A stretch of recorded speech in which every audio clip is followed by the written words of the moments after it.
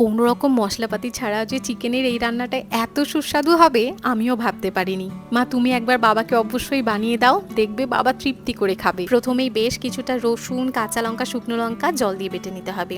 পরিমাণ মতন চিকেনে এই মশলার পেস্টটাকে দিয়ে কুচিয়ে রাখা পেঁয়াজ, নুন আর টক দই দিতে হবে। আমি আজকের পুরো রান্নাটা একেবি কাউ ঘি দিয়ে বানাচ্ছি, কারণ শুদ্ধ দানাদার সুগন্ধিযুক্ত ঘি ছাড়া আজকের রান্নার স্বাদ আসবে না। এবার 2 চামচ ঘি চিকেনের মধ্যে দিয়ে ভালো করে চিকেনটাকে ম্যারিনেট করে ঢেকে রাখতে হবে ওই 1 থেকে 2 ঘন্টা। এবার একটা ফ্রাইং প্যানে ঘি গরম করে নিতে হবে অনেকটা। এই ঘিটা ভীষণ লাইট ওয়েট আর খুব তাড়াতাড়ি ডাইজেস্ট হয়ে যায়। এবার ঘিয়ের মধ্যে তেজপাতা, কাঁচা লঙ্কা ফোড়নে দিয়ে ম্যারিনেট করে রাখা চিকেনটাকে দিয়ে নেড়ে চেড়ে ঢাকা দিয়ে রান্না করতে হবে। চিকেনের জল আর টক দইয়ের জলেই চিকেনটা পুরো সেদ্ধ হবে।